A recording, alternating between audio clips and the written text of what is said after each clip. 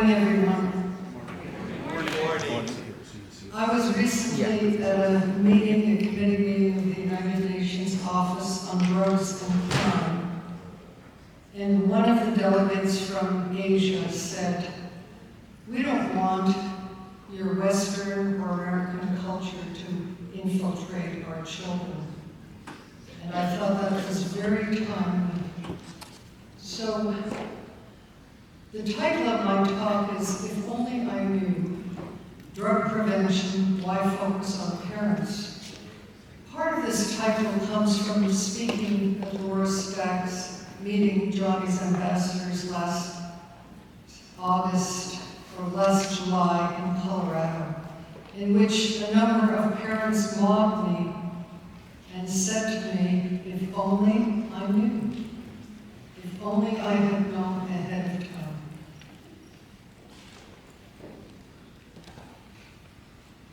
Our nation is in deep crisis. We have some bad news. We have to focus on prevention as well as treatment and intervention. And we have to reduce our supply and change, above all, change our culture.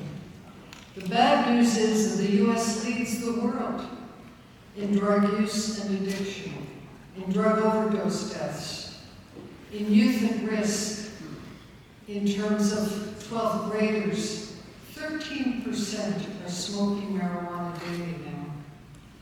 Among 19 to 30-year-olds, there's a record high for daily marijuana use, for hallucinogen use, and for vaping. When I was deputy director for demand reduction at ONDCP, we had 1,000 fentanyl deaths in 1 year, and I panicked. 1,000 was enough to set off the alarm bells and to develop a multi-agency and multi-industry and multi-task force on trying to combat fentanyl. That was 2006. Our drug supply is surging. Drug use amongst young adults is surging. There are more potent marijuana products, more use in pregnancy, more children are poisoned, we have more traffic accidents, more normalization, more. There's good news and bad news. Everybody's cheering that the death rates due to drug overdoses have declined from 170,000 a year to this year, 86,678. And that's considered good news.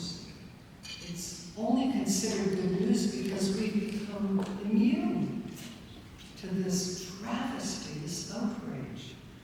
The U.S. pipeline keeps filling. We have 20.7 million new initiates of drugs in 2023, including hallucinogens, which I will just spend a few brief moments on.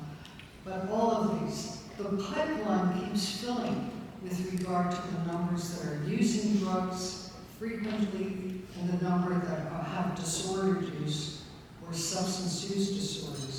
The pipeline keeps filling. The percent of young people with substance use disorders is an outrage for this country. I can see why Asia wants to set up a barrier between our culture and their culture. 11% of 12 to 17-year-olds have a substance use disorder. 28.7% of 18 to 25-year-olds, and a much higher proportion amongst the 26-year-olds and over. The proportion is less, but the numbers are high. We cannot treat or arrest our way out of this national decline, and it is a decline. How do we shrink the pipeline to addiction, to reduce quality of life to death? There are many avenues for shrinking it. Obviously, treatment is critical for those with a use disorder. We need law enforcement, we need interdiction, we need to disrupt production, but we also need prevention and intervention to stop the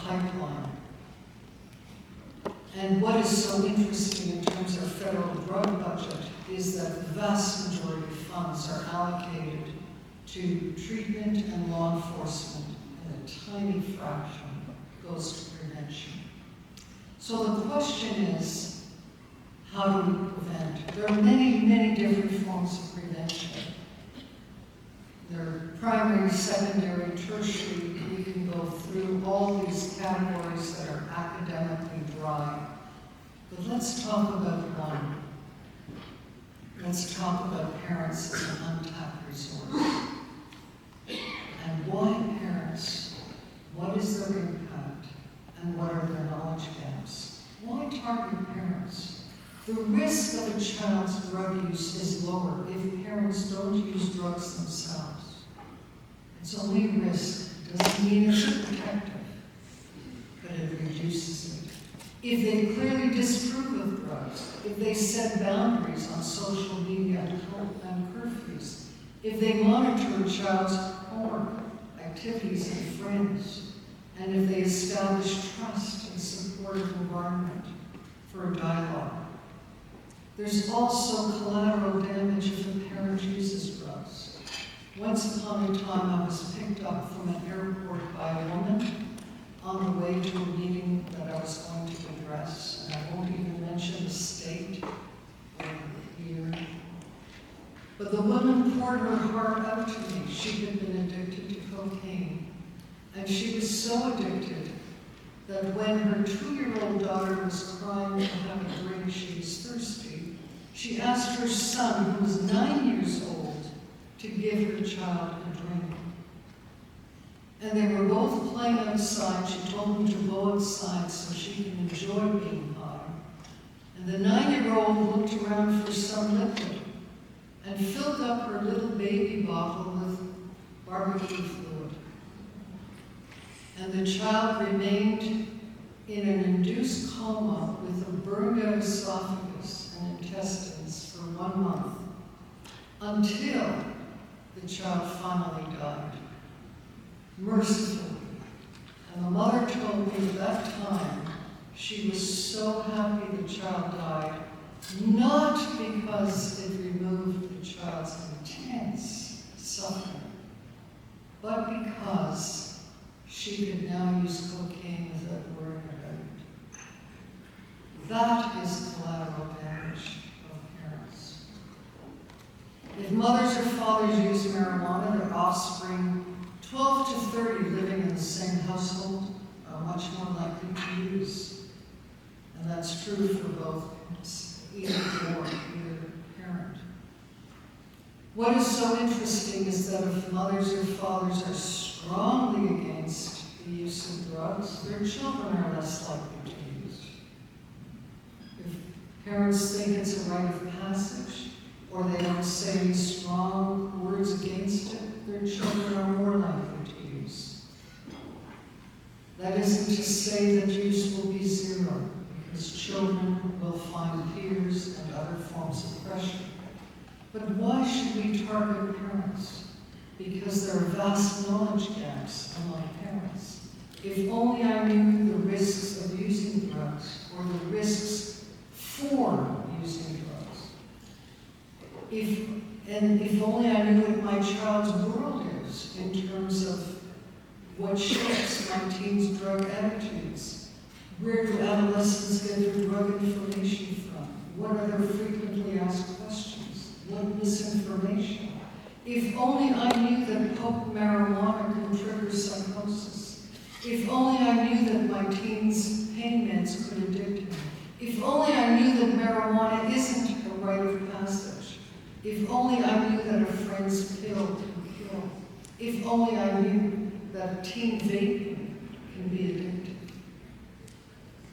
What we've learned during the COVID period, a remarkable thing, is that parental monitoring and reduced socializing has led to the most unprecedented drop in teenage drug use in our history in such a short period of time. It's been a precipitous drop in terms of alcohol, any drug use, marijuana, nicotine vaping, marijuana vaping, and so on. Pre-COVID and post-COVID. And those drops have persisted beyond beyond the COVID era, which means that the social isolation and greater parent eyes on their prizes, which are their children, could have an enormous impact on child's drug use. Post-COVID, the decline has persisted. There's a delay in drug use initiation, and it could lead to long-term decline in drug use among adults. It could, in fact, disrupt the biological processes that foster addiction. And COVID may have had an unintended positive consequence. Of course, the negative consequences are overwhelming. But with increased parental oversight, disrupted peer groups, and the inability to recruit new members and perpetuate drug-using groups, all of that is compromised. If only I knew how to engage in conversations about drugs, how to speak to my child about drugs. And that knowledge gap amongst adults with vulnerable children is enormous in terms of the developing adolescent brain, in terms of the fact that the prefrontal cortex of the child is not developed until 25 and possibly even 30 years of age. And that's the part of the brain that says, let's calculate what the risks and benefits are and go in favor of benefits and try to avoid the risks. If only they knew that adolescents are vulnerable to risk-seeking, to drug effects, and that different drugs affect the brain differently. All of these things are embedded in a course that we're developing, a Harvard X course for parents that will be freely available to the world in a short period of time. And that course, first of all, addresses knowledge gaps, the risks for drug use and the risks of drug use. And then it evolves into action, self-awareness of one's own attitudes, one's own leanings towards a rite of passage or a social form of interaction, and also a form of engagement. It's coming soon, and what I would like to conclude with is, we don't know what paths a child will take in life, and there are many parts of their future that we cannot control.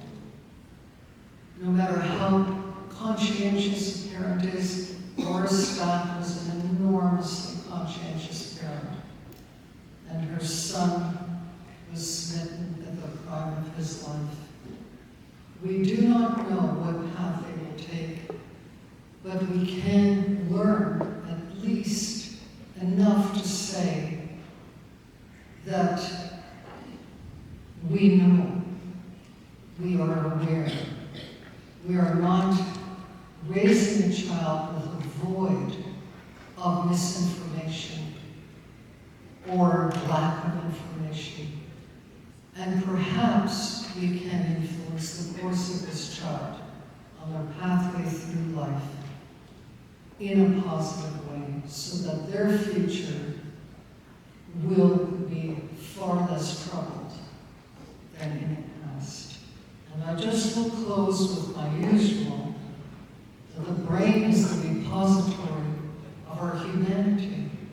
It is the one gift that humans have over all animals.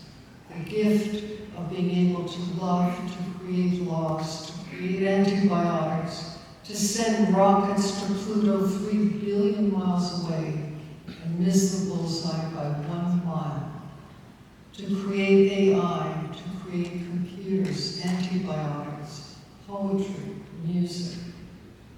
And even if we're not in a creative spirit, we can enjoy and appreciate the creations of others. All this comes from the brain and from the brain only. So this is not a war on drugs. It's a defense of the most precious organ of the human body, our brain. And we must do everything in our power to prevent it from being harmed